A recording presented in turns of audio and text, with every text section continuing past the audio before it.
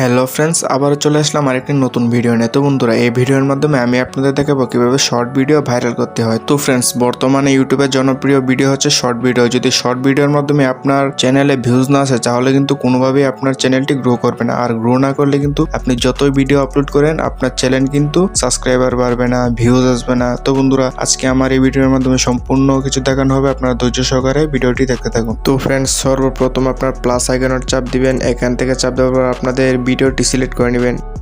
তো বন্ধুরা, ভিডিওটি সিলেক্ট করার পর অবশ্যই আপনারা একটি থাম্বনেল সিলেক্ট করে নেবেন।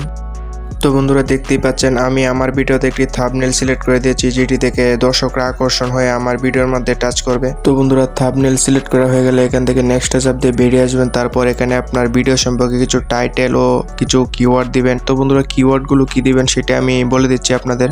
তো বন্ধুরা, আমি আমার শর্ট ভিডিওর মধ্যে লিখছি 0 ভিউজ প্রবলেম।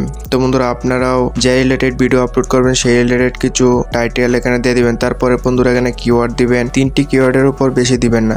বন্ধুরা, প্রথম কিওয়ার্ডটি দিবেন ইউটিউব শর্ট, দ্বিতীয় নাম্বার কিওয়ার্ডটি দিবেন শর্ট ভিডিও, আর তৃতীয় নাম্বার কিওয়ার্ডটি দিবেন শর্ট ভিডিও।